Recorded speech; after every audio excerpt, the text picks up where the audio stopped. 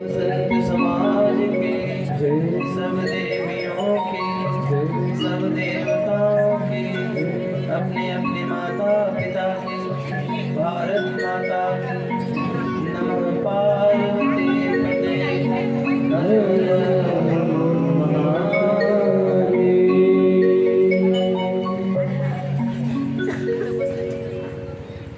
भगवान श्री गणेश जी की महती कृपा के कारण प्रतिवर्ष गणपति जन्मोत्सव के शुभ अवसर पर हम सभी को भगवत कथा श्रवण करने का शुभ अवसर प्राप्त होता है। इस वर्ष भी भगवान भोले बाबा की अति कृपा और हम सभी को श्री शिव महापुराण कथा श्रवण करने का शुभ अवसर प्राप्त हुआ।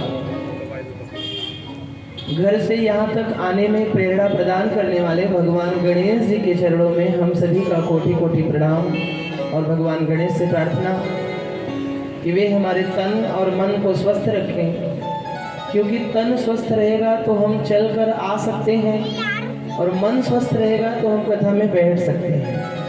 तन और मन दोनों ही जरूरी हैं।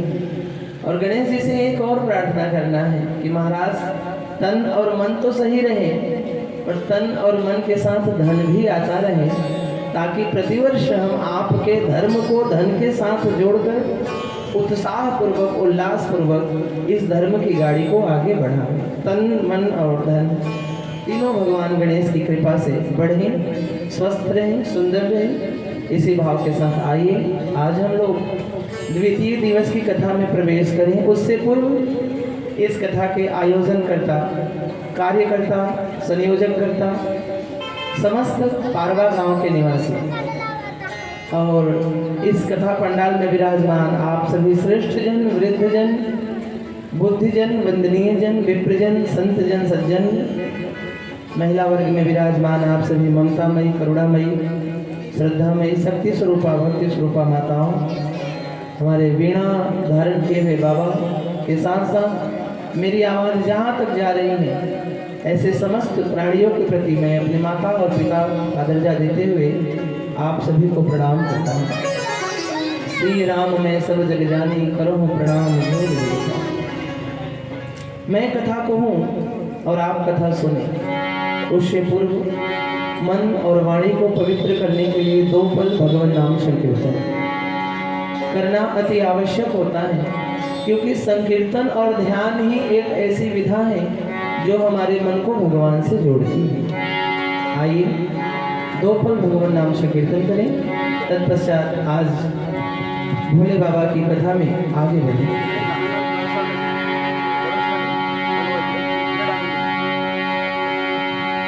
ओम नमः शिवाय, नमः शिवाय, हर हर भोले नमः शिवाय, नमः शिवाय, नमः शिवाय। सब लोग मिलकर बोलेंगे नमः शिवाय।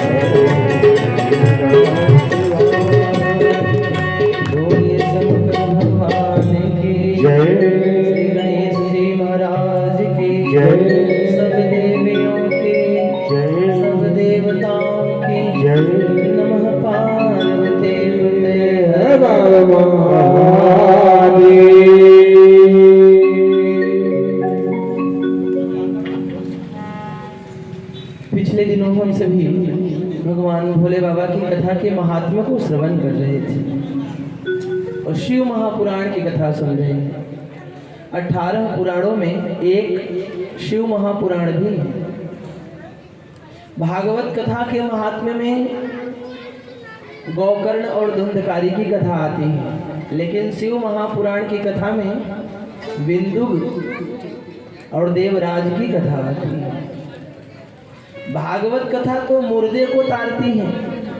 भागवत कथा मुर्दे को तारने के लिए है। आदमी अगर कोई मर गया हो तो उनकी मुक्ति के लिए हमें भागवत सुनना चाहिए, लेकिन शिव महापुराण जिंदा को तारती है। मुर्दा तारण भागवत, जिंदा तारण शिव महापुराण। शिव महापुराण जीवित मनुष्य के लिए कल्याणकारी है। क्यों? क्योंकि शिव जी का नाम ही कल्याणकारी है।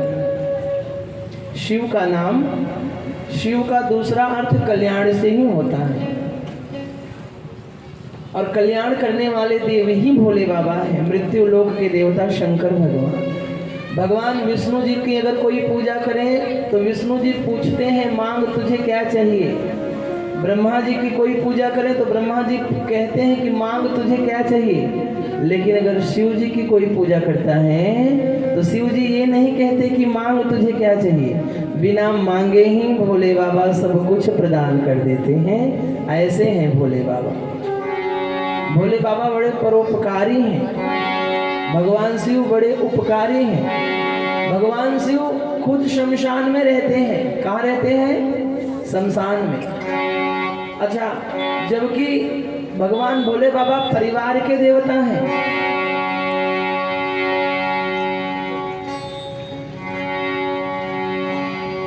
भगवान भोले बाबा परिवार के देवता हैं। पत्नी है, पुत्र हैं,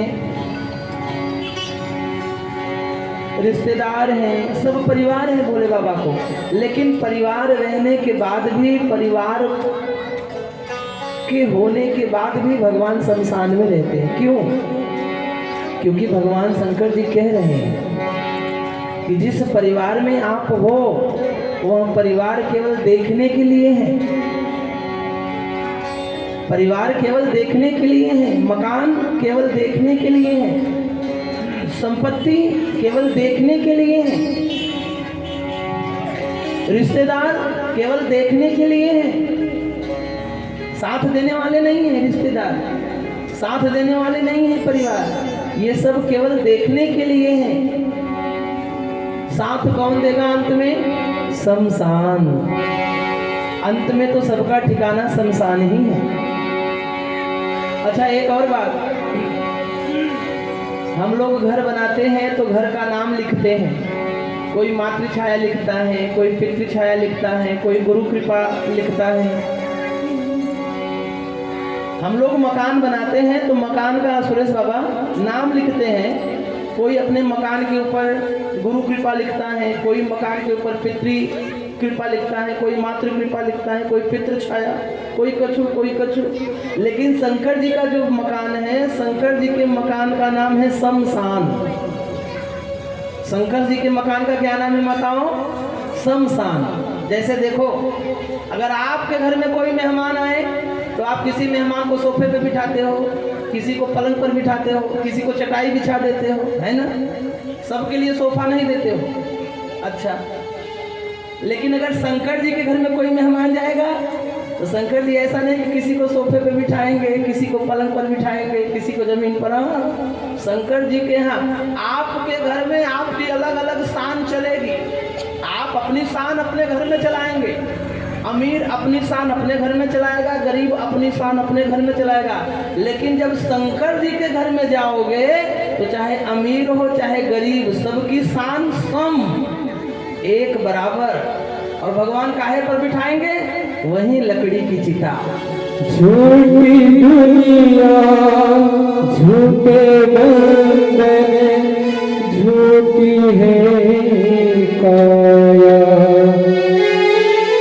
झूठी दुनिया झूठे बंधन, झूठी है काया।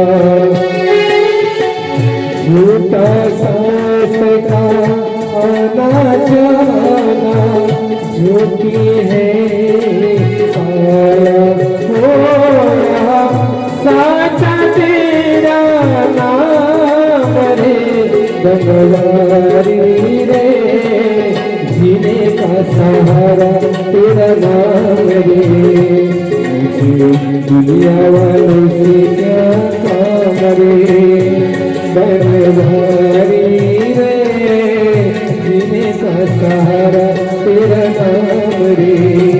मुझे दुनिया वालों से क्या काम रे।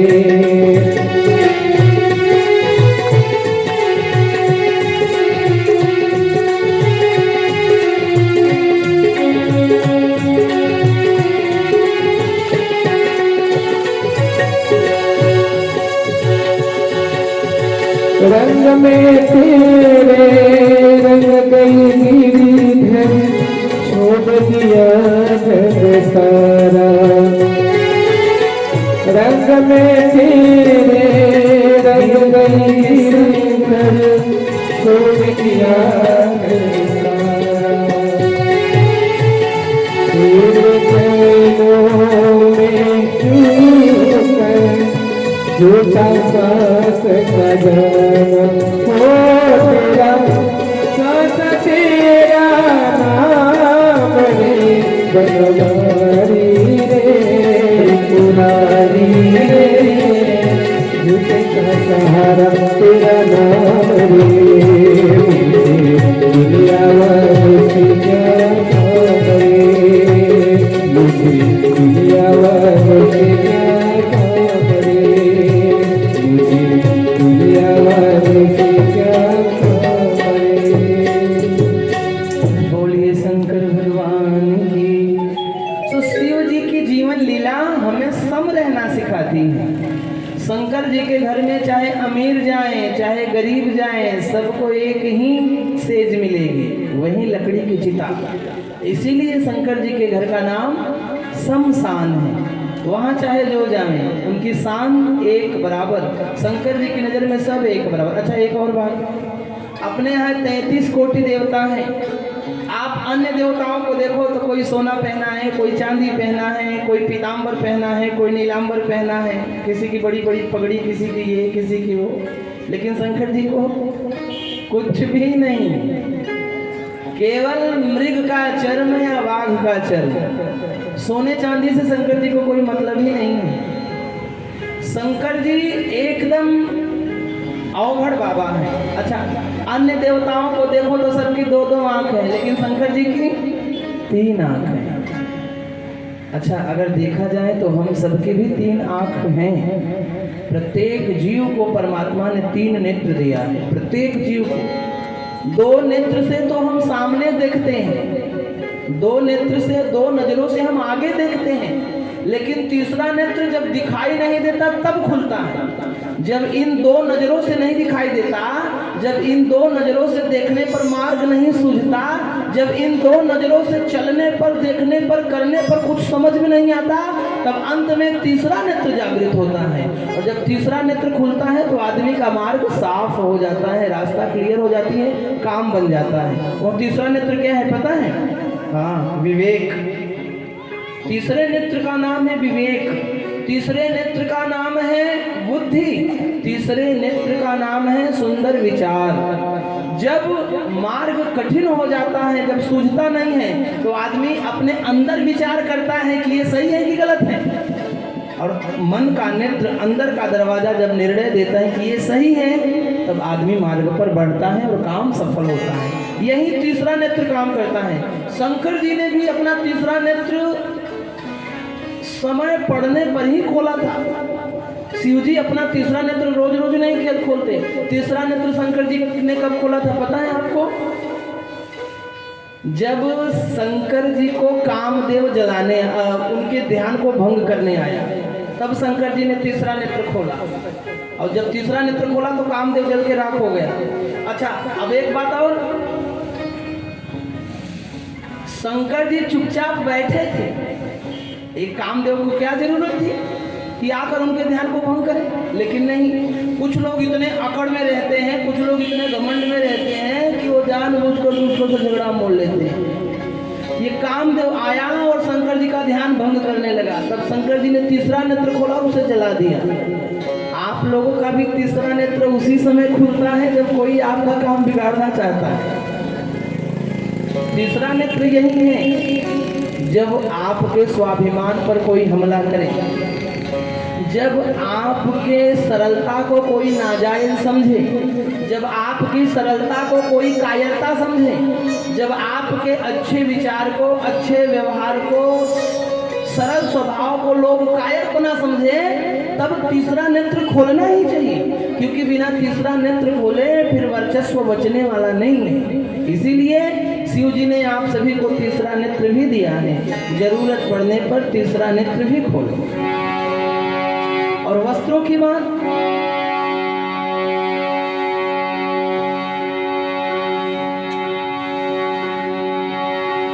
शंकर जी ने अपने पास कुछ रखा ही नहीं, उन्होंने सब कुछ लुटा दिया अपने भक्तों के लिए।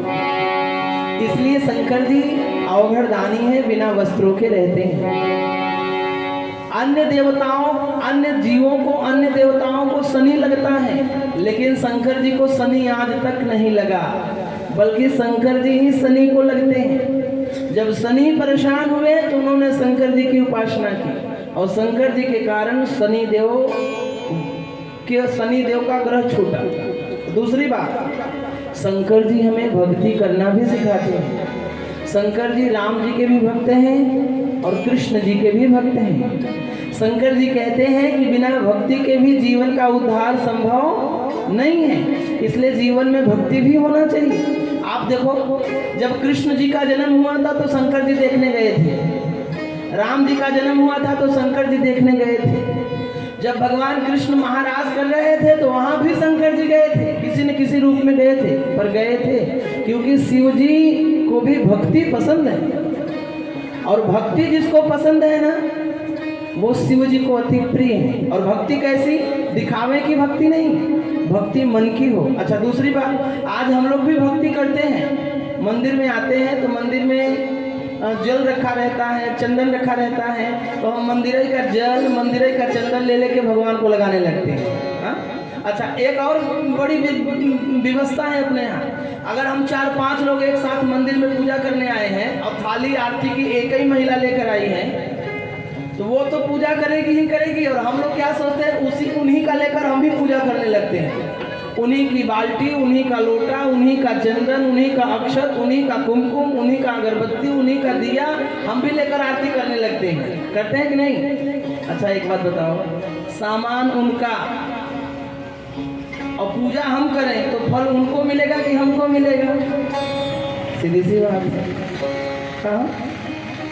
गाड़ी हमारी और आप लेकर जाओ और रास्ते में कोई पूछे कि भैया किसकी गाड़ी, तो आप अपना बताओगे कि मेरा ही बताओगे। दूसरी बात, गाड़ी हमारी और आप लेकर रास्ते में जाओ और गाड़ी का एक्सीडेंट हो जाए और आप भाग जाओ, तो फंसेंगे कौन, आप कि हम?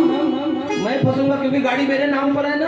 पुलिस मेरे घर आएगी, मेरे घर पुलिस आएगी, फंसूंगा मैं। सामान मेरा तो फल भी मुझे ही मिलेगा, चाहे अच्छा हो चाहे बुरा हो। इसीलिए मंदिर में जाओ, पूजा घर में जाओ, तीर्थ में जाओ तो अपना सामान लेकर जाओ, दूसरे का सामान लेकर नहीं। अच्छा, एक और बात, आज हम लोग दूसरों का सामान बड़े जल्दी प्रयोग में लाते हैं। दूसरों का सामान बड़े जल्दी प्रयोग में लाते हैं। रिश्तेदार के घर जाएंगे और सबसे पहले बाथरूम में जाएंगे तो वहाँ साबुन रखा रहेगा रिश्तेदार का, तो साबुन उठा के उन्हीं की टॉवल से हाथ मुंह पोंछेंगे। दूसरे का सामान प्रयोग नहीं करना चाहिए। भागवत कथा में एक प्रसंग आया है राजा परीक्षित का। एक दिन राजा परीक्षित अपने कोषागार में घूम रहे थे और कोषागार में एक सोने का मुकुट रखा था।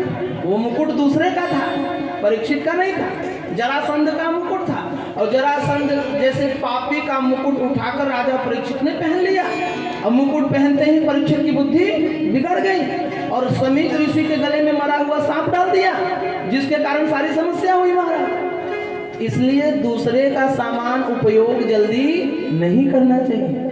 पता नहीं उनको कौन सा रोग भया है, अब वो वहीं साबुन और रात दिन लगा रहे हो, एक दिन आपों ने लगा लिया तो आपको भी रोग हो गया। अच्छा, हम लोग रिश्तेदार के घर जाते हैं तो जाते ही कहते हैं एक आधी हल्की साड़ी असल तो दे मलाते हैं, भारी भारी है, हल्की साड़ी। ये भी साड़ी हल्की और भारी भी आजकल आ गई, पहले तो एक बराबर रहती थी, आजकल 2 प्रकार की आ गई महाराज। अच्छा, अब उनकी हल्की लेकर हमने अपने ऊपर डाल दिया। पता नहीं उनके कैसे विचार, कैसे हैं कैसे नहीं है, क्या कमी है क्या ज़्यादा है। कहने का मतलब मेरे इतना ही है कि दूसरे का सामान हमें अपने उपयोग में नहीं लाना चाहिए। शंकर जी बिना वस्त्र के रहना पसंद करते हैं, लेकिन दूसरों का सामान उपयोग नहीं करते। शंकर जी शमशान में रहना पसंद करते हैं, लेकिन उस मकान में रहना पसंद नहीं करते जहां विवाद प्रारंभ होता है। भोलेनाथ की महिमा बड़ी अपरंपार।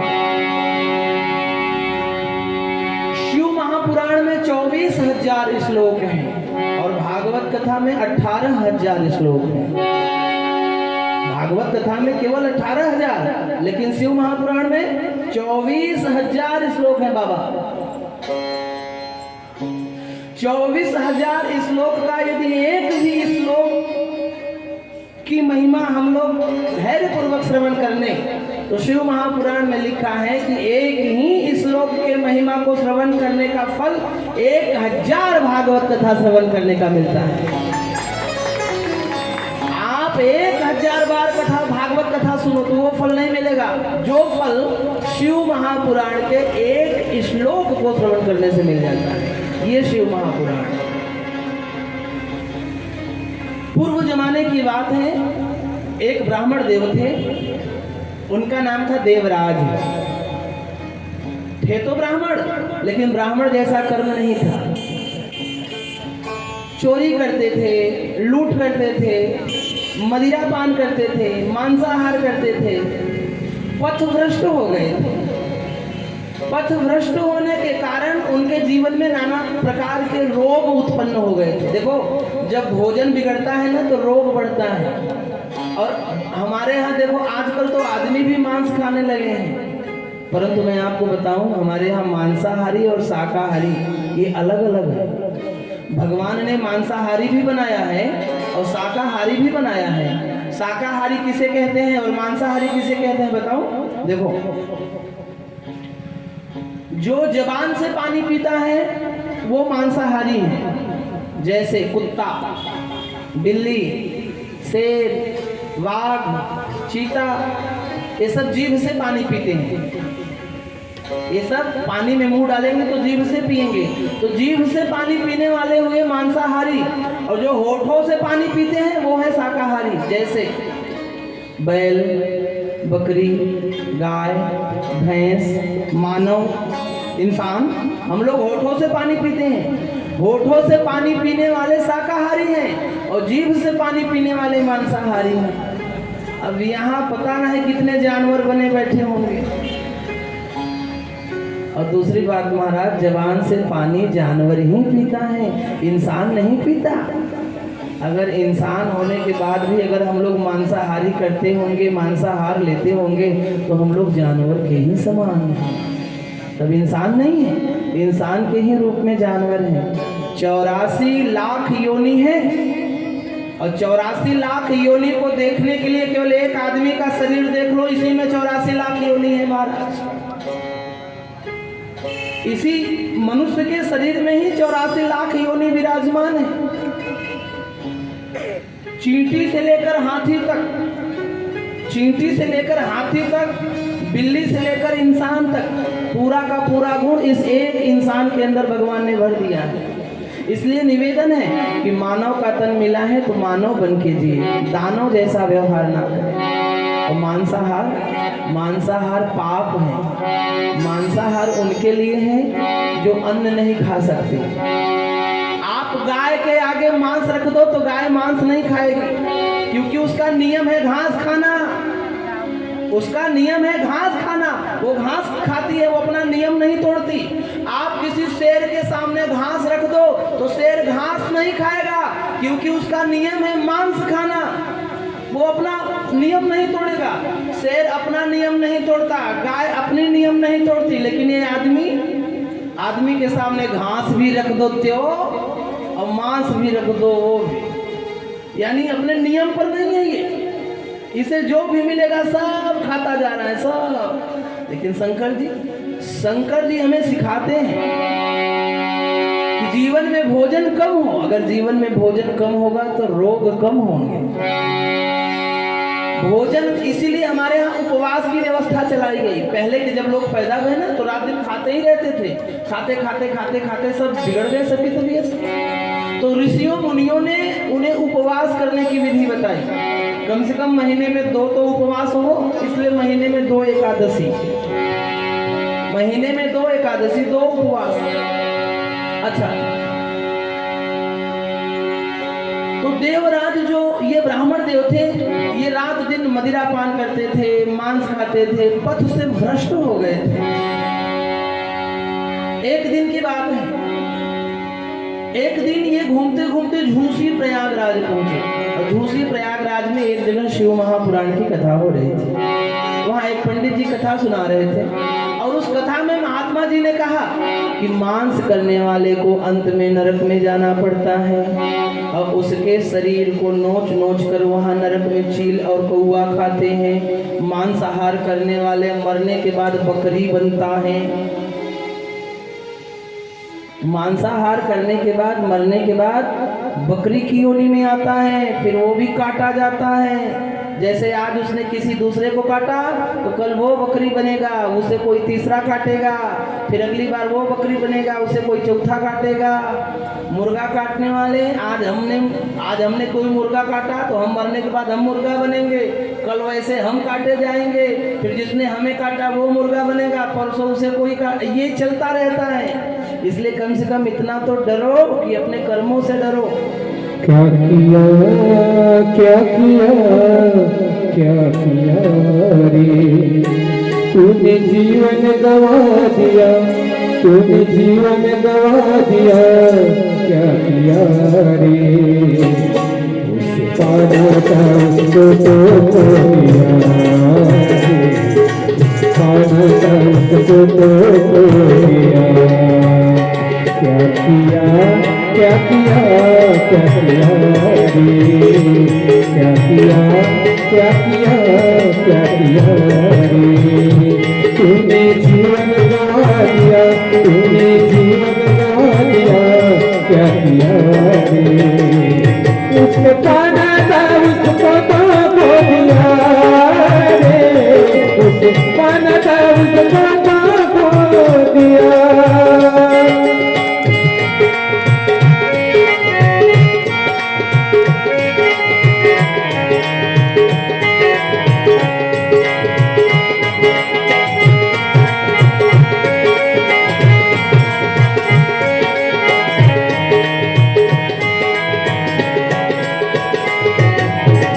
अमृत छोड़ा पीता है सदा रे।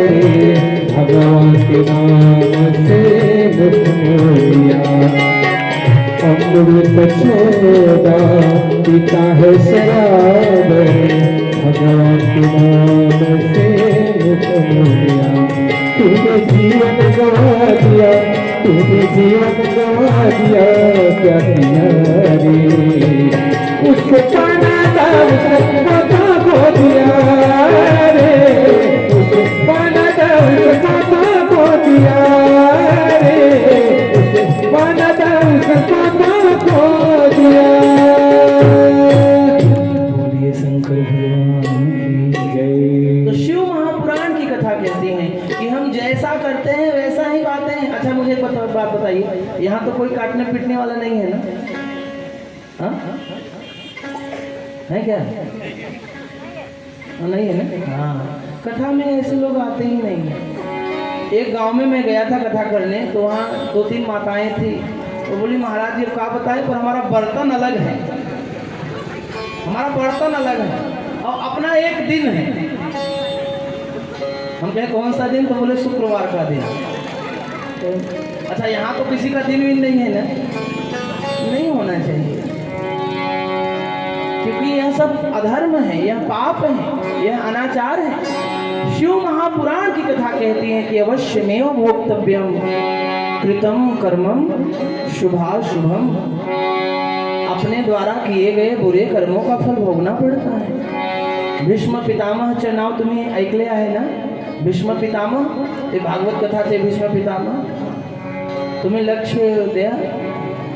त्यांच्या शरीर मध्ये किती वाण लागले होते ना? अच्छा एक गोष्ट मला सांगा तुम्ही, जेव्हा आपल्या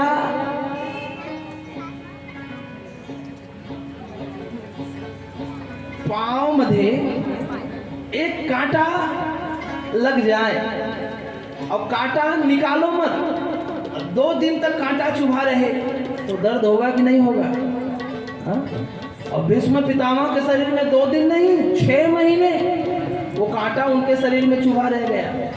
हमारे शरीर में कांटा चुभता है तो हम चल नहीं पाते, और जब भीष्म पितामह के शरीर में जब कांटा चुभा, वो बाण चुभा, तो भीष्म पितामह 6 महीने उसी बाणों की सैया पर लेटे रह गए। ना इधर मुख कर पा रहे, ना इधर कर पा रहे, ना करवट, ना कछु, ना कछु। पीड़ा के मारे हालत खराब।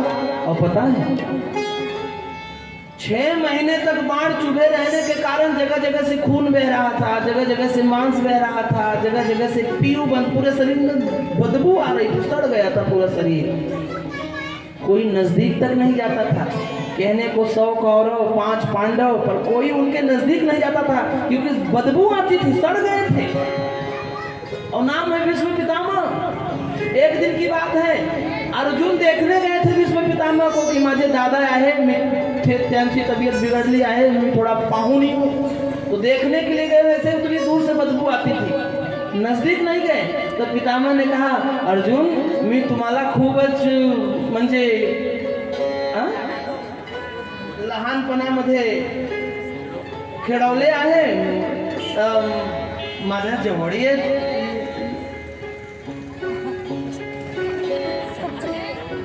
जवळ या तुम्ही. मला प्यास लागली आहे, मला पाणी द्या. पण ते अर्जुन त्यांचे जवळ नाही गेले. सर्कस मधून बाण निकाले आणि दूर बाण मारले आणि इकडून पाणी निघून गेला, तिकडून त्यांच्या आला, म्हणजे जवळ गेले नाही. तर भीष्म पितामह म्हटले, या लोकांसाठी आम्ही इतके केले सगळे, लग्न ही मी नाही केलो माझ्या यांच्या लोकांसाठी की हे लोक बरोबर आहे, आणि आज माझी अशी दुर्गती झाली तर हे लोक जवळ नाही येत आहे, कोणी मला विचारत नाही आहे. तर एक दिवस भगवान कृष्ण त्यांच्याकडे गेले. तर ते भीष्म पितामह भगवान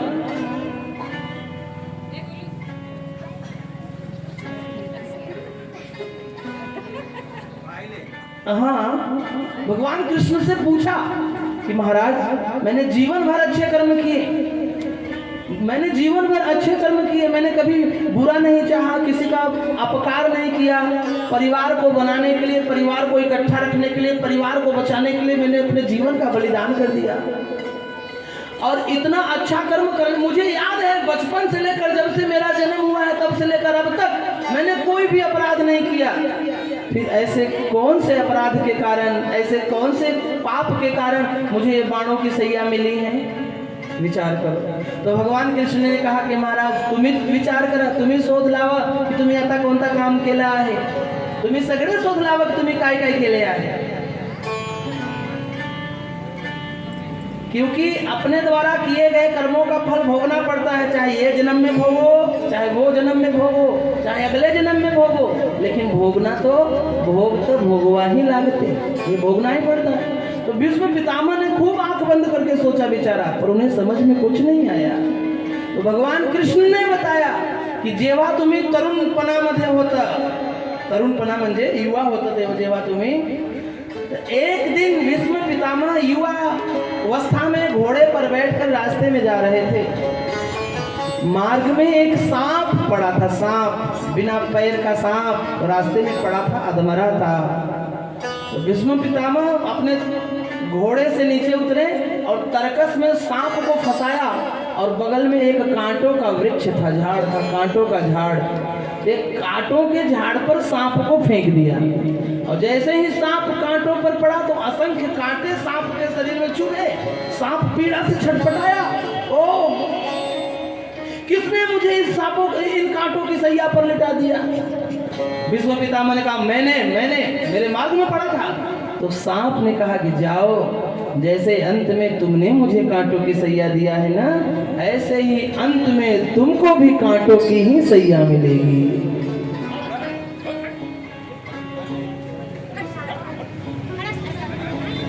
सो भीष्म पितामह को महाराज कांटों की सैया इसीलिए मिली क्योंकि उन्होंने किसी को कांटों पर सुलाया था। यही शिव महापुराण भी कह रहा है कि अपने द्वारा किए गए कर्मों का फल देर सवेर भुगतना ही पड़ता है। इसलिए महाराज भगवान से मत डरो, लेकिन अपने कर्मों से तो डरो। भगवान से मत डरो चलेगा, लेकिन अपने कर्मों से हमें डरना चाहिए, क्योंकि जैसे जाच कर्म तैसे फल दे तोरे ईश्वर, जैसे जाच कर्म तैसे फल दे तोरे ईश्वर। जगी जीवना चे सारा ध्यान जानी सत्वर, जगी जीवना चे सारा ध्यान जानी सत्वर। जैसे जाच कर्म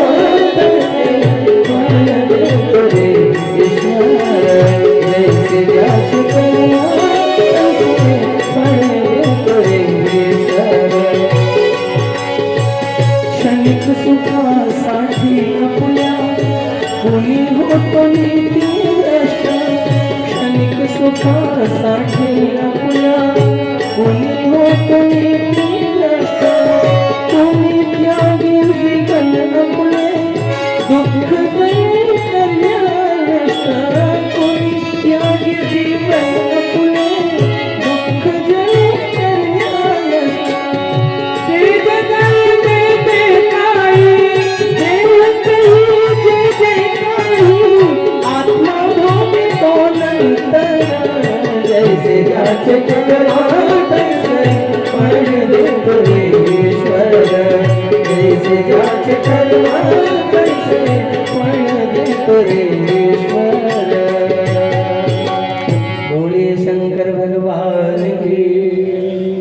देवराज नाम का ब्राह्मण था, पापी था, वो कथा में ये सारी बातें सुना।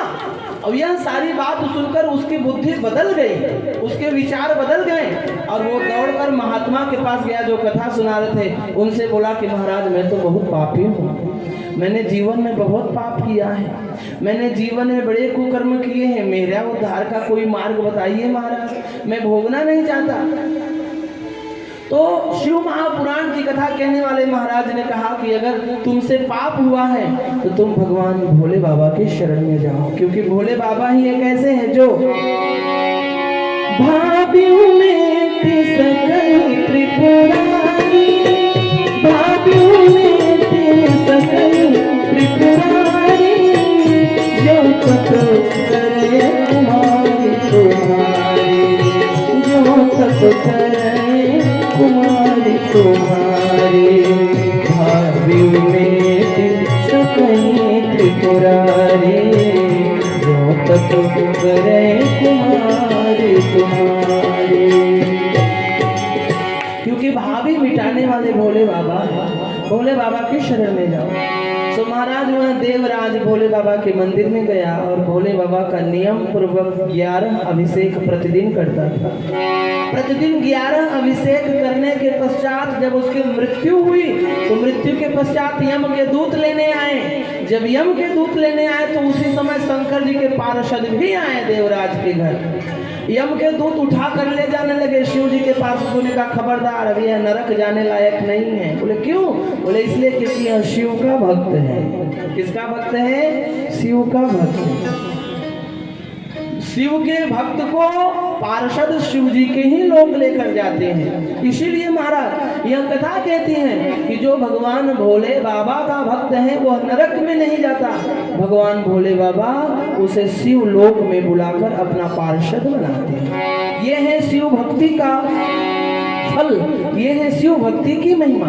शंकर जी के ऊपर हम बहुत विशेष नहीं, अगर एक लोटा जल भी चढ़ा दे तो शंकर जी हमारे रोगों को दूर करते हैं। अच्छा एक और बात, शिव महापुराण एक ऐसा पुराण है जिसमें 1000 रोगों की दवाई बताई गई है। शिव महापुराण एक ऐसा पुराण है जिसमें 1000 रोग का दवा का निदान बताया गया है। आजकल अपने यहाँ एक रोग है कैंसर।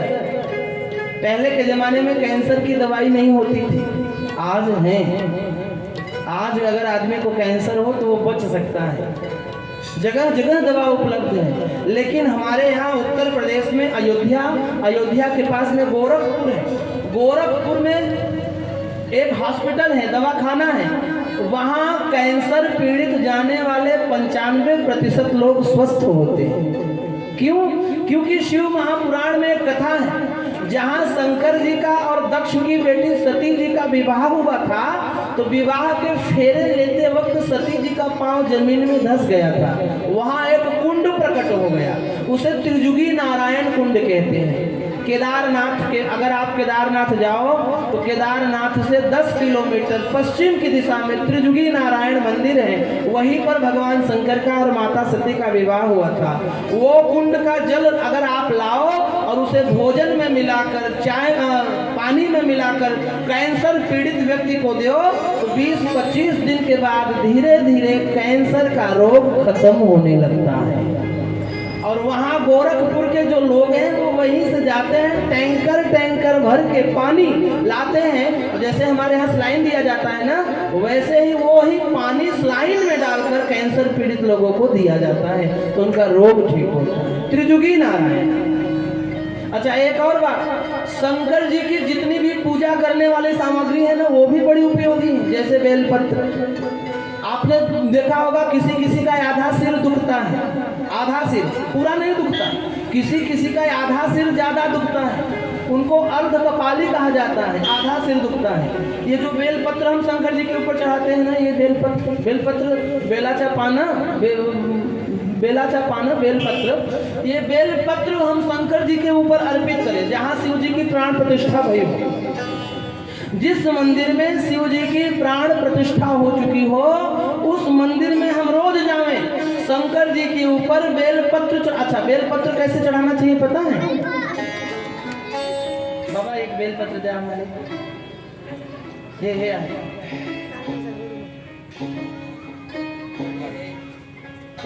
देखो ये बेलपत्र है ना, ये ऐसे नहीं चढ़ाना चाहिए जैसा है। इसका जो ये ऊपर का है ना, ये भाग इसको ऐसे तोड़ना चाहिए। और ये जो 3 पत्ते हैं शंकर जी का, जैसे मुख उत्तर दिशा में है ना, तो ये जो तीसरा पत्ता है ये ऐसे उत्तर दिशा में ही होना चाहिए। और ऐसे जैसे माथे पर हम चंदन लगाते हैं ना, अब जरा ध्यान से समझना, जिनका आधा सिर दुखता है उनकी बात है, जिनका आधा सिर दुख रहा हो, इन पत्तों को ऐसे जल में लगाएं, जल में जब डालें और शंकर जी के माथे पर ऐसे सामने ऐसे लगाएं, ऐसे चिपका रहे और फिर उनको निकाल के खा लेवे। शिव महापुराण की कथा कहती है कि लगभग 21 या 25 दिन के अंदर जिनका सिर दुख रहा हो, खूब दवाई खाते हो, सर दर्द न जाता हो, ये बेलपत्र खाने से उनका वो भी खत्म हो जाता है। ये ऐसी औषधि।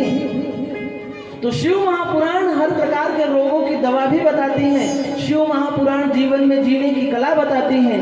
शिव महापुराण हमें भक्ति करना सिखाती हैं, क्योंकि भक्ति बिना उद्धार नहीं।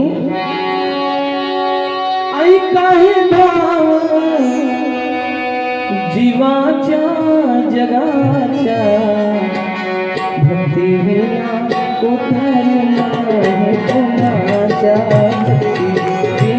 उद्धार नाही कोणाचा, भक्तीसाठी धरत देवाचा, भक्तीसाठी धरत देवाचा।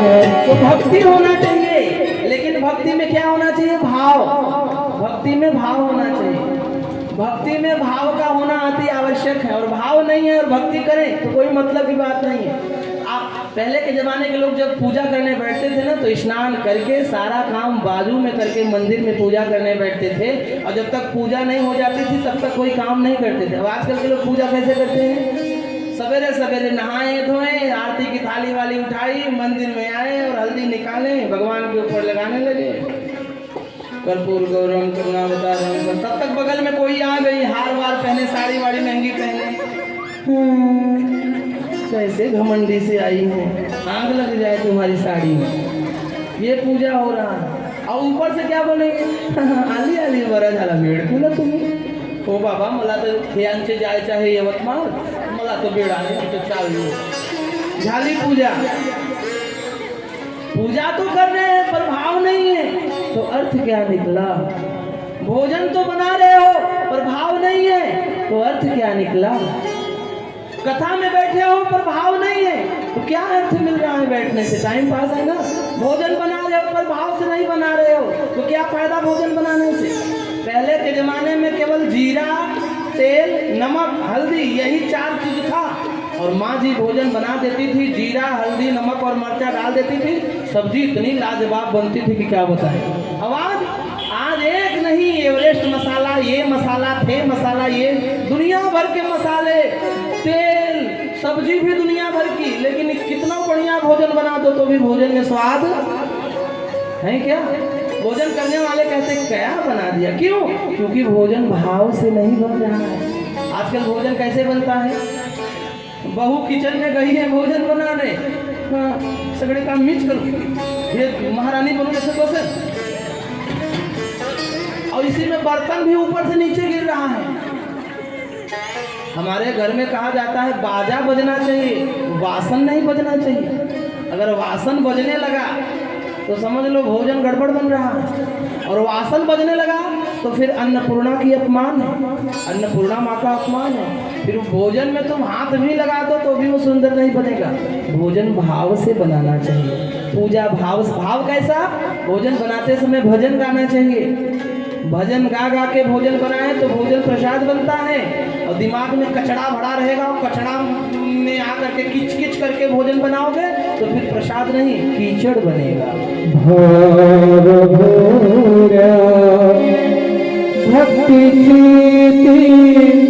ये कतारी भावना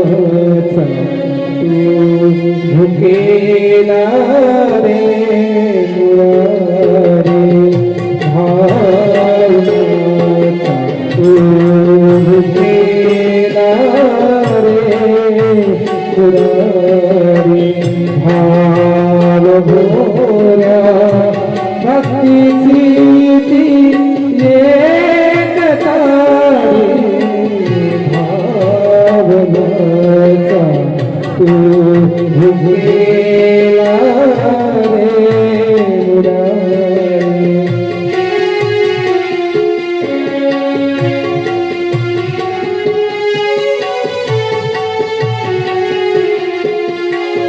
काजरी रात्री सहोती तुझदारा वाडरी नकेश होती तू किनारा मी कशी आज आले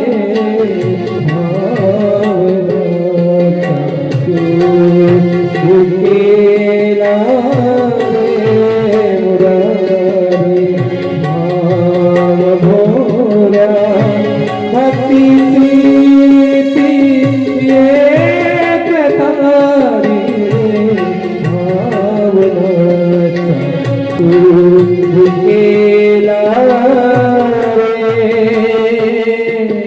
मुरारी बोले शंकर भगवान की।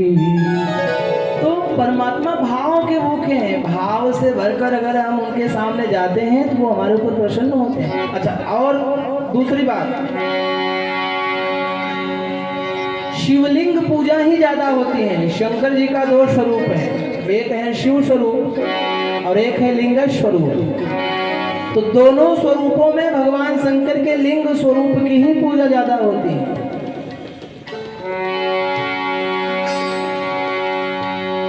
लिंग स्वरूप की पूजा कब से प्रारंभ हो गई और क्यों प्रारंभ हो गई, शिव महापुराण की कथा हमें बताती है। एक बार की बात है, भगवान शंकर जी, ब्रह्मदेव जी और विष्णु भगवान, यह जो हमारे त्रिदेव हैं, यह तीनों देव एक जगह बैठे थे। और बैठे बैठे ब्रह्मा जी के चार मुख थे। ब्रह्मा जी के चार मुख थे। ब्रह्मा जी बड़े ज्ञानी थे और अपने ज्ञान के अभिमान में विष्णु जी से लड़ने लगे और बोले कि देखो, तुमसे ज्यादा बुद्धिमान हम हैं, इसलिए संसार के लोग हमारी पूजा करेंगे। विष्णु जी कहे नहीं नहीं नहीं, तुमसे ज्यादा बुद्धिमान हम हैं, हमारे चार हाथ हैं, तुम्हारे चार मुख हैं, तुम्हारे चार हाथ हैं, हम तुमसे कम नहीं हैं। विष्णु जी के चार हाथ है ना और ब्रह्मा जी के चार मुख। तो विष्णु जी बोले हम तुमसे कम नहीं है, ब्रह्मा जी बोले हम तुमसे कम नहीं है, लोगों को हमारी पूजा करनी पड़ेगी। शंकर जी बीच में चुपचाप बैठे थे। अच्छा, तुम्ही मला एक गोष्ट सांगा, पूजा ज्ञानाची होती की आचरणची? ज्ञान आहे, ज्ञान भरपूर आहे आणि आचरण चांगला नाही आहे, तर मग पूजा होणार काय? नाही होणार। आचरण जर बरोबर नाही आणि ज्ञान भरपूर आहे तर पूजा होणार नाही। ज्ञान काहीच नाही, ज्ञान काहीच नाही आणि आचरण जर चांगली आहे तर तुम्ही कुठेही राहा, सर्वांना पूजा होणार। मग ज्ञानापेक्षा आचरण श्रेष्ठ आहे। आचरण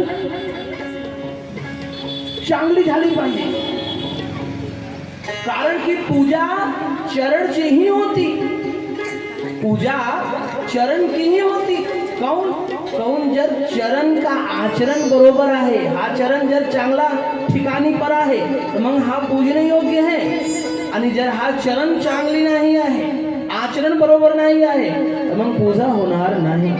आता तुम्ही माझा खूप चांगला महाराज महाराज महाराज आणि तुम्ही मला आपल्या घरी बोलवलं, माझ्या दारावर पाय धुतलं, टीका बिका लावलं, आरती गिरती उतारलं आणि घरात बसवलं। मला छान वाटलं, तुम्हाला पण आनंद वाटलं, महाराज आले महाराज आले। आणि मी बसून बसून समोर तुम्ही काही मोबाईल गिबाईल ठेवले हो आणि मी बघू बघू तुम्ही एकदा दिसलं तर तुम्हाला मनात असं होतं की जाऊ दे, महाराज आहे, गंमत करत आहे। पुन्हा मला बोलवलं आणि मी पुन्हा तसंच केले। तुम्ही पुन्हा बघितलं तर जाऊ दे, काशीचे महाराज आहे, ते असंच काय हरकत नाही, आमच्याकडे तर जास्त आहे, आम्ही पुन्हा घेऊ शकतो। तिवारा आम्ही तुम्ही मला बोलवलं आणि मी तिवाराही तसं काम केलं मग का तुम्ही चुपचाप बसून राहता का? नाही. काय महाराज, एकदा बघितलं, दोनदा बघितलं, पण आता नाही, आता परत जास्त झाला, मग झाली माझी पूजा. तर ज्ञानाची पूजा नाही, आचरणची पूजा होती. आचरण अगर बहुत तो श्रेष्ठ, आचरण अगर शुद्ध है, आचरण अच्छा है, तो आप काशी रहो, चाहे पारवा रहो, चाहे पंढरपुर रहो, चाहे केदारनाथ रहो, हर जगह पूजा होगी. और अगर आचरण खराब है तो कहीं पूजा नहीं होगी. आजकल लोग घर बदलते हैं, मकान बदलते हैं, जमीन बदलते हैं, दुकान बदलते हैं, रिश्तेदार बदलते हैं, किराएदार बदल देते हैं, फिर भी जीवन में समाधान नहीं है. क्यों? क्योंकि अपने आप को नहीं बदलती है. तो घर बदलो, मकान बदलो, जमीन बदलो, जायदाद बदलो, इसका मत तो नहीं है. मत तो है अपने आप को बदलना.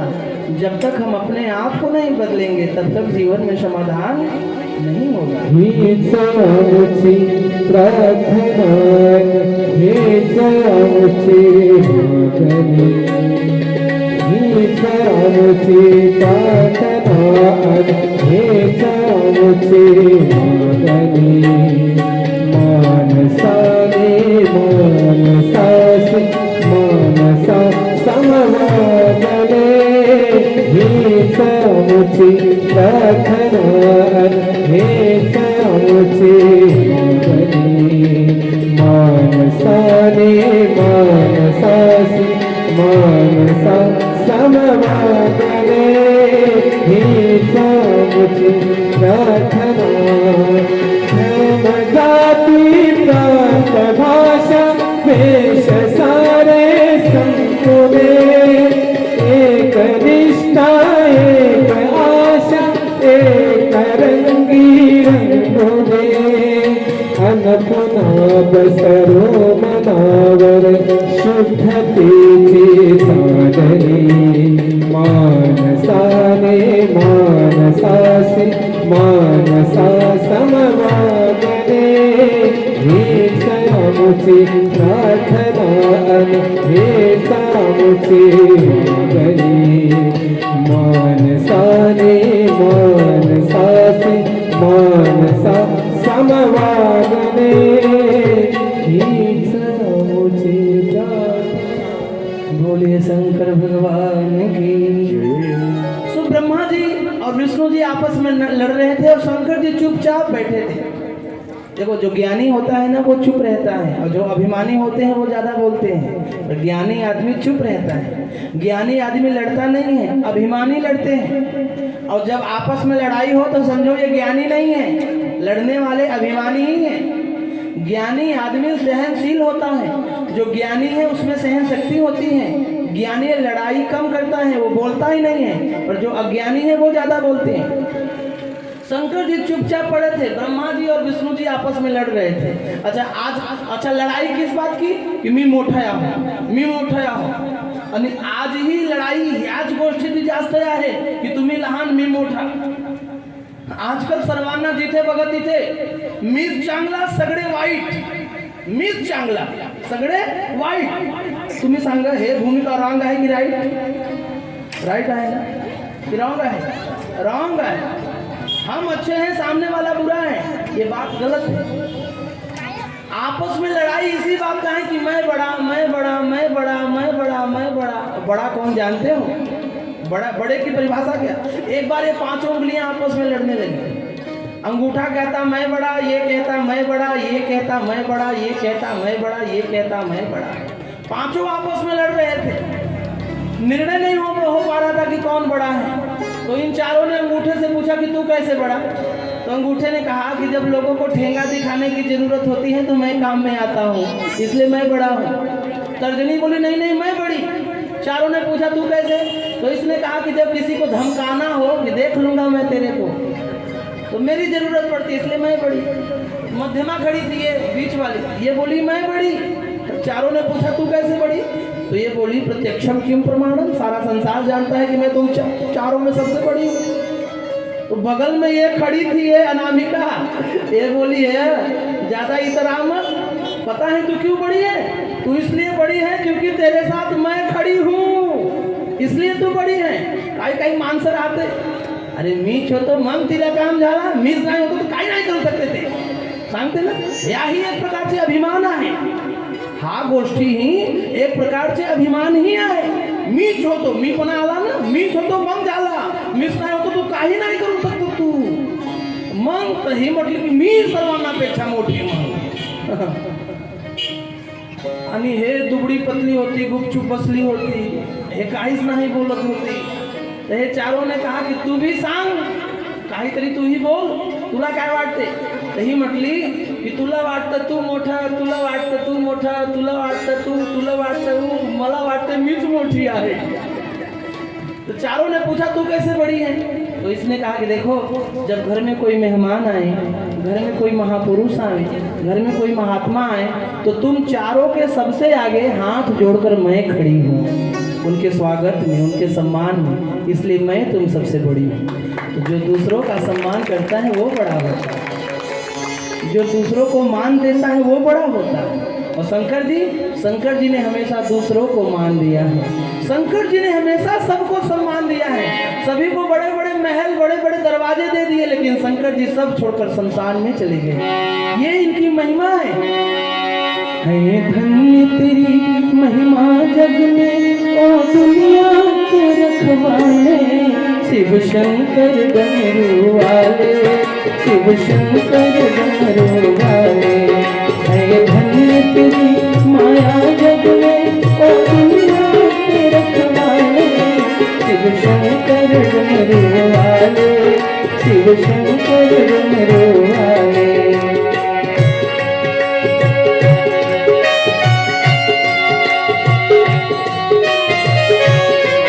शिव शंकर डमरू वाले, शिव शंकर डमरू वाले, शिव शंकर डमरू वाले.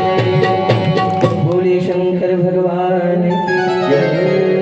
शंकर जी चुपचाप पड़े थे. अब ये लोग आपस में लड़ रहे थे. तब झगड़ा बढ़ता ही गया. इनके झगड़े में तीनों लोग कांपने लगा.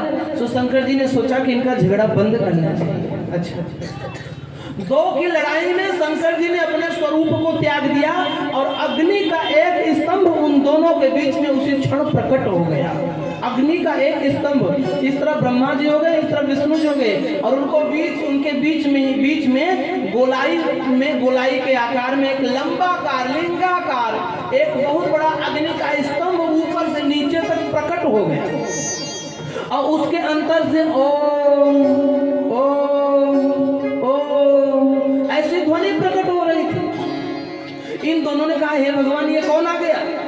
तो विष्णु जी ने कहा ब्रह्मा जी से कि तुम ऊपर जाकर पता लगाओ और मैं नीचे जाकर पता लगाता हूँ. तो ब्रह्मा जी ने हंस का रूप धारण करके ऊपर गए और विष्णु जी वराह रूप धारण करके पाताल नीचे गए.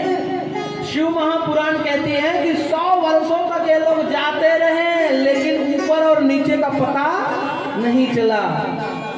वेदा नाही कड़ला अंत पाराचा, पारवा नहीं पार्या,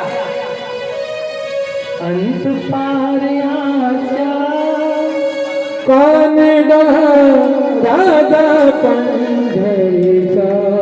अंत नहीं मिला ऊपर और नीचे का. ये कहाँ है अंत, कहाँ है आदि. न आदि का पता चले ना अंत का पता चले. सब परेशान हो गए. अच्छा, ब्रह्मा जी ऊपर जाते जाते थक गए. तो ऊपर जाते समय रास्ते में एक केतकी का पुष्प था. केतकी एक पुष्प होता है, जानते हैं आप लोग ना. केतकी, केवड़ा, गुलाब, जूही, चंपा, चमेली, कचना, ये सब फूल का एक प्रकार है. केतकी का एक फूल वहीं पर पड़ा था. तो ब्रह्मा जी ने केतकी से कहा कि ये केतकी, तू मेरे साथ नीचे चल, वहां पर भगवान विष्णु जी हैं. तू उनसे अगर कह दे कि मैंने ऊंचाई का अंत पा लिया है, मैंने पता पा लिया है, ऊपर ज्यादा ऊंचाई नहीं है, तो मैं तुझे 33 कोटि देवताओं के ऊपर चढ़वा दूंगा. केतकी प्रसन्न हो गया, बोला महाराज सब तो ठीक है, मैं बोल दूंगा, पर मैं झूठ बोलूंगा तो मुझे पाप नहीं लगेगा. ब्रह्मा जी ने कहा कोई पाप नहीं लगेगा, मैं हूं ना, मैं तेरे साथ हूं ना. तुझे मैं 33 कोटि देवताओं के ऊपर चढ़वा दूंगा, तुझे पाप नहीं लगेगा. बस तू मेरे तरफ से इतना बोल दे, जरा सा झूठ बोल दे, तेरा कुछ नहीं होगा. तो रास्ते में गाय मिल गई. ब्रह्मा जी ने कहा चल चल गाय को भी साथ में ले लेते हैं। सो गाय से भी ब्रह्मा जी ने कहा कि गाय माता मेरे साथ चलो और विष्णु जी से बोल दो कि मैंने ऊंचाई का पता लगा लिया है। गाय बोली झूठ बुलवाओगे, मुझे क्या मिलेगा? तो ब्रह्मा जी ने कहा कि मैं तुम्हारे पूरे शरीर को पूजने के योग्य बना दूंगा, मैं तुमको वरदान दूंगा, तुम्हारा पूरा शरीर पूजा जाएगा। गाय भी मान गई, भाई प्रलोभन में सभी मान जाते हैं। और ब्रह्मा जी गाय को लेके और केतकी को लेके नीचे आए। नीचे भगवान विष्णु पता नहीं लगा पाया तो वे भी थक कर ऊपर पहुंचे और बीच रास्ते में दोनों की मुलाकात हुई। विष्णु जी ने कहा भैया मैं तो पाताल तक चला गया पर मुझे पता नहीं चला अंत कहाँ है। ब्रह्मा जी बोले मुझे पता चल गया, मैं थोड़ी ही दूर गया था, हाँ मुझे अंत मिल गया, मुझे पता चल गया। विष्णु जी बोले क्या बात करते हो, कैसे पता चल गया आपको? ब्रह्मा जी बोले विश्वास नहीं होता, इसीलिए मैं 2 गवाह भी लाया हूँ। केतकी बता। केतकी बोला हाँ हाँ इनको अंत मिल गया, विश्वास ना हो तो गाय से पूछ लो। गाय भी झूठ बोल पड़ी, हाँ हाँ इनको अंत मिल गया। अब ये दोनों झूठ बोल रहे थे और बीच में वह अग्नि का स्तंभ पड़ा था। अग्नि के स्तंभ से नहीं रहा गया और अग्नि का स्तंभ बोल पड़ा ब्रह्मदेव तुम दोनों के बीच में लिंगाकार उत्पन्न मैं ही शिव हूँ, तुम दोनों की उत्पत्ति करने वाला मैं ही कल्याणकारी शिव हूँ। विष्णु जी तो मेरे परम भक्त हैं, ये नीचे तक गए और मेरे आदि का पता नहीं लगा पाए और इन्होंने झूठ नहीं बोला, लेकिन तुम ऊंचाई तक गए और मेरे अंत का पता नहीं लगा पाए, बीच रास्ते से ही वापस लौट आए और इन दोनों को झूठ बुलवाते हो। जाओ मैं श्राप देता हूँ कि जिस मुख से तुमने झूठ बोला है तुम्हारा वह मुख कट के गिर जावे। तो ब्रह्मा जी की फोटो में अब आपको कितने मुख दिखते हैं? केवल 3, 4 थे ना, 4 में से जिस मुख से झूठ बोला था वो मुख कट के। एक बात मैं बताऊं, हम लोग भी बात बात में झूठ बोलते हैं ना। अच्छा एक गोष्टी मला सांगा, दिवसात तुम्ही किती वेळ झूठ बोलता? एकच वेळ नाही, कधी कधी होऊन जाते, दररोज नाही। आणि झूठ आम्ही बोलतो कशासाठी? जर आम्ही आपले नवरदेवचे पॅन्ट घेऊन साफ धुतल्यासाठी गेले आणि तिथे काहीतरी जर भेटला, का हो माझ्या इथे पैसे होते कुठे गेले, आम्हाला का माहित, आम्ही तर धुतले फक्त, आम्हाला चोरी लावतात, तो उद्यापासून तुम्ही आपलं काम स्वतः करा। पैसे वैसे लेने के वक्त हम लोग झूठ बोलते हैं, हालांकि कोई बात नहीं, इसको झूठ बोलना नहीं कहा जाता, ये तो मनुहार है। पर झूठ बोलकर अगर किसी को आप बदनाम कर दो, झूठ बोलकर किसी की जान चली जावे, झूठ बोलकर किसी की बेटी का विवाह बिगाड़ दो, ये पाप है, ये पाप है।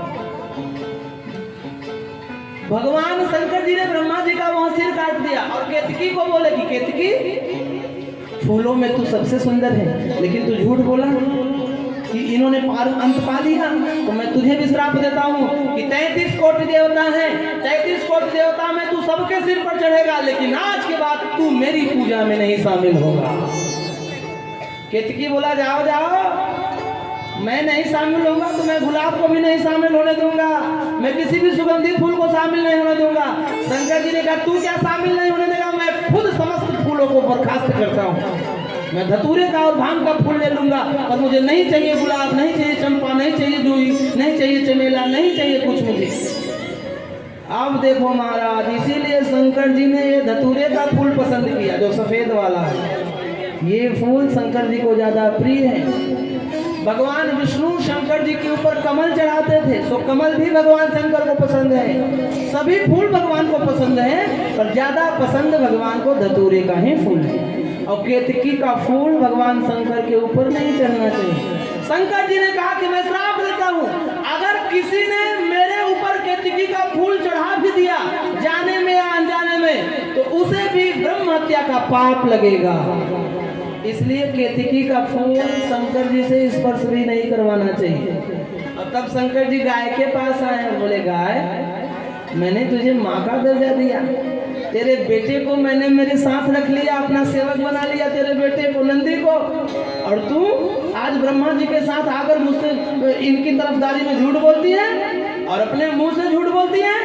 तेरे शरीर में 33 कोटि देवताओं का वास होगा, लेकिन मैं तुझे श्राप देता हूँ कि तेरा मुख नहीं पूजा जाएगा। जिस मुख से तूने झूठ बोला है तेरा वह मुख पूजने योग्य नहीं होगा, तेरे मुख की पूजा नहीं होगी। भले लोग मंदिर में देवी देवता की परिक्रमा लगाते हैं, लेकिन आज के बाद तेरी पूरी परिक्रमा कोई नहीं लगाएगा। इसीलिए शंकर जी ने गाय को श्राप दिया, तो गाय का मुख नहीं पूजा जाता। अगर गौदान किया जाता है तो फिर क्या पकड़ कर किया जाता है? पीछे का भाग, आगे का भाग अशुद्ध और पीछे का भाग शुद्ध। अगर आप गाय को बाहर छोड़ दो ना तो गाय घास ही नहीं खाए, गंदगी भी गाय खाने लगती है। इसलिए गाय को बांध के रखना चाहिए, गाय को बाहर खुले में छोड़ना नहीं चाहिए। अगर गाय को आप बाहर खुले में छोड़ देते हो तो वो घास भी खाती है और गंदगी भी खाती है। इसीलिए गाय को बांधा जाता है। और शंकर जी की पूजा में इसलिए भैंस का दूध नहीं, गाय का दूध मुख्य माना गया है। और कौन सी गाय? देसी गाय जो घास खाती हो, गंदगी खाने वाले गायों की नहीं। शंकर जी के श्राप के कारण गाय की पूजा सिर की नहीं होती, पूंछ की पूजा होती है। आप देखो इधर तो गरुड़ पुराण की कथा नहीं होती, हमारे यहाँ होती है। तो जब गाय की परिक्रमा लगाई जाती है ना, तो ऐसे चारों तरफ से नहीं, गाय के बीचे में से आधी परिक्रमा लगाई जाती है। पूंछ पकड़कर गौदान करवाया जाता है और वही बस पूंछ के नीचे से 2 पैर इधर 2 पैर ऐसे नीचे से परिक्रमा लगाया जाता है, तब गाय की परिक्रमा होती है। आगे से परिक्रमा लगाने पर फिर दाम नहीं माना जाता, गाय की अर्ध परिक्रमा ही होती। अच्छा, गाय को सीता माता ने भी श्राप दे दिया था, गाय को एक बार सीता माता ने भी श्राप दे दिया था। घटना ऐसी घटी कि राम जी 14 वर्षों के लिए वन चले गए थे। इधर दशरथ जी की मृत्यु हो गई। जब दशरथ जी की मृत्यु हो गई तो 14 वर्षों बाद भगवान राम वापस आए।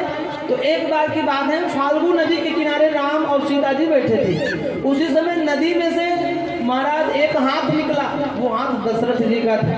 और दशरथ जी ने राम से कहा कि बेटा मेरा पिंडदान करो, मुझे तृप्ति नहीं हुई है। तो राम जी ने कहा कि पिंडदान के लिए पिताजी चावल तिल वगैरह की जरूरत पड़ती है, तो मैं चावल लेकर आता हूँ और मैं आपका पिंडदान करता हूँ। राम जी चावल लेने चले गए, इधर देर होने लगा। दशरथ जी ने फिर कहा सीता से कि बेटी बेटा नहीं है तो क्या, बहू भी पिंडदान कर सकती है, तू ही मेरा पिंडदान कर दे। तो सीता जी ने कहा कि पिताजी मेरे पास चावल नहीं है, तिल नहीं है, तो कैसे पिंडदान करूं? तो दशरथ जी ने कहा कि ये जो रेत है ना, तू रेत का ही पिंड कर दे, ये भी माना जाएगा।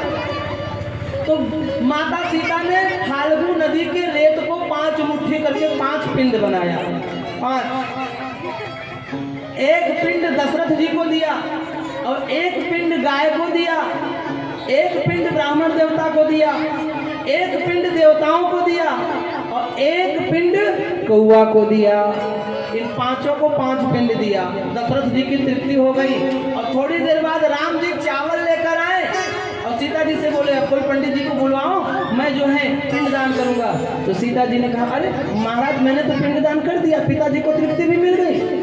तो राम जी ने कहा कि नहीं मैं नहीं मानता। सीता जी ने कहा 4 गवाह हैं, पिताजी तो पिंडदान लेकर गए, लेकिन कौवा है, ब्राह्मण देवता है, गाय माता है और देवता है, ये सब के सब है, ये सब गवाह है। तो सीता जी ने ब्राह्मण देव से कहा कि ब्राह्मण देव बताइए मैंने पिंडदान किया कि नहीं किया। अब ब्राह्मण देवता ने देखा कि राम जी के हाथ में चावल की पोटली है, अब वो पिंडदान करेंगे तो वो चावल हमें मिल जाएगा, दक्षिणा भी मिल जाएगी। तो ब्राह्मण देवता ने झूठ बोल दिया, नहीं मैंने तो देखा ही नहीं। सीता जी ने कहा हे भगवान। तो फिर सीता जी ने कौवे से कहा कहाँ तो करता कौवा, भैया मैंने पिंडदान किया, आपको भी तो मैंने दिया।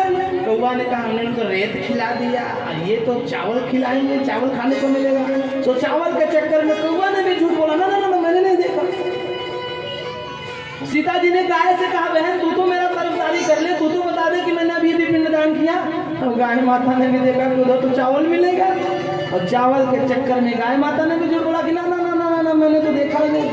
तब सीता जी ने देवताओं से कहा भैया आप लोगों के सामने तो मैंने पिंडदान किया। देवता भी बोले कि ना मैंने तो देखा ही नहीं, सबने झूठ बोला। तो गाय माता ने सबसे पहले सीता माता ने सबसे पहले ब्राह्मण देवता को श्राप दिया कि ब्राह्मण देव जरा सा चावल और दक्षिणा के चक्कर में तुम झूठ बोल रहे हो, जाओ मैं श्राप देती हूँ कि तुम घर घर पूजा करवाओगे, तुम्हें लोग कितना भी दे देंगे तो भी तुम्हारे संतोष नहीं होगा। ये ब्राह्मण देवता को श्राप। और सही बात है, पंडित जी को कितना दे दो तो भी संतोष नहीं है। उन्हें लगता है ये दे दो, वो चढ़ा दो, ये कर दो। और सीता माता ने कौवे को श्राप दिया कि कौवा, अच्छा पहले के जमाने में कौवे सफेद हुआ करते थे, पहले के जमाने में कौवा सफेद हुआ करते थे, बगुले जैसे होते थे। तो सीता जी ने कहा कि कौवा तेरा रंग बाहर से तो सफेद है पर अंदर से तू इतना काला है, जरा से चावल के चक्कर में झूठ बोलता है। जाओ मैं श्राप देती हूँ कि अंदर और बाहर हर जगह तू काला काला हो जा। सो उसी दिन से कौवा भी काला पड़ गया। और फिर सीता जी ने गाय की और देखा कि गाय माता तुम्हारे अंदर 33 कोटि देवता वास करते हैं, लेकिन आज चावल के चक्कर में झूठ बोलती हो। जाओ मैं तुमको श्राप देती हूँ कि कलयुग में तुम्हारी बड़ी दुर्गति होगी, कलयुग में तुम्हें कोई घर में बिठाकर नहीं खिलाएगा, कलयुग में लोग तुम्हें छोड़ देंगे, तुम मार खाओगी, विपत्ति सहन करोगी, रास्ते में मरी रहोगी, कोई पूछने वाला नहीं होगा, और तुम्हारे मुख की पूजा नहीं होगी, ऐसा मैं तुम्हें श्राप देती हूँ। तो ये गाय को श्राप सीता जी ने भी दिया था। इसलिए गाय की पूजा मुख की नहीं होती, पूंछ की होती है। और यही श्राप भगवान शंकर जी ने भी गाय को दिया था। तो महाराज देखो, झूठ बोलने का तो हमें परिणाम भुगतना ही पड़ता है। इसलिए शिव महापुराण कहते हैं कि झूठ नहीं बोलना चाहिए। अब शंकर जी का वह जो ज्योतिर्लिंग था, वह जो अग्नि का स्तंभ था, ब्रह्मा जी ने और विष्णु जी ने हाथ जोड़कर प्रार्थना किया कि बोले महाराज अब आप अपने छोटे रूप में हो जाओ। सो शंकर जी छोटे रूप में हो गए और ब्रह्मा जी ने और विष्णु जी ने भगवान शंकर जी की स्तुति किया, और स्तुति करने के पश्चात भगवान शिव जी की आराधना की, भगवान शिव जी पर अभिषेक किया, तब भगवान शिव जी शांत हुए। और उसी दिन से शंकर जी का अभिषेक प्रारंभ हो गया शिवलिंग के स्वरूप में। आइए हम लोग भी 2 पल भगवान नाम संकीर्तन करें, तत्पश्चात वाणी को विराम देंगे। सदा शिव सर्ववरदाता, सदा शिव सर्ववरदाता, दिगंबर तो ऐसा हो। सदा शिव सर्ववरदाता, सदा शिव सर्ववरदाता, दिगंबर तो ऐसा हो। हरे सब कष्ट भक्तों का, हरे सब कष्ट भक्तों का, दया करो तो ऐसा हो।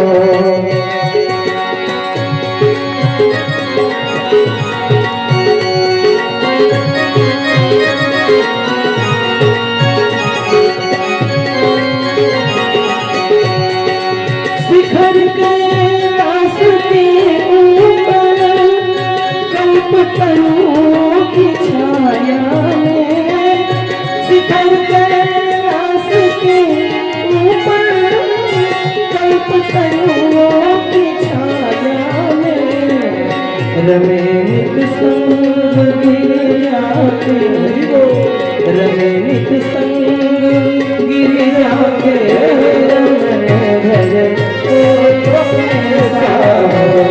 सदा शिव सर्ववरदाता, सदा शिव सर्ववरदाता, दिगंबर हो ऐसा हो।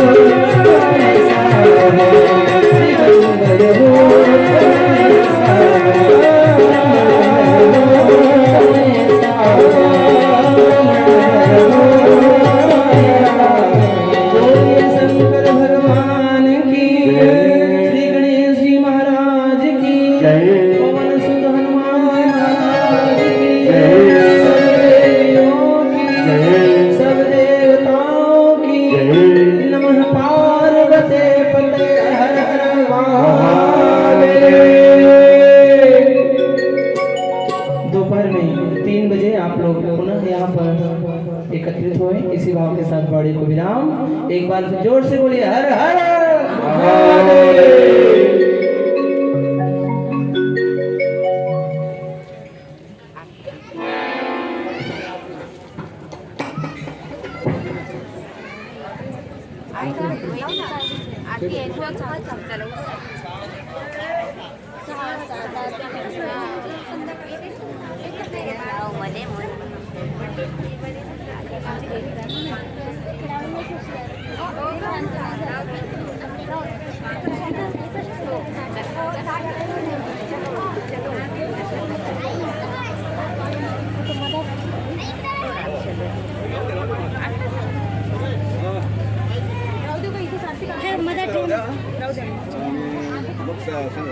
सहाचं दर्शन घ्या. आतमध्ये कोणी जाऊ नये. जास्त आतमध्ये कोणी जाऊ नका.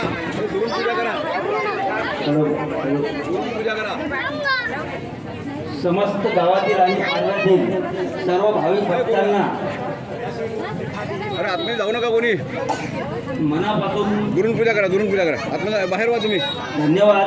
रोज दोन्ही सत्रासाठी या त्याच्यावर हळदी कुंकू नका टाकू. त्याच्यावर अवश्य येण्याची कृपा करावी आणि तसेच बाहेर गावातील सर्व भाविक भक्तांना विनंती आहे की मंदिरात भोजनाची व्यवस्था केलेली आहे, तरी बाहेर गावातील व्यक्तींनी इथे भोजनाचा आस्वाद घ्यावा ही जाहीर नम्र विनंती.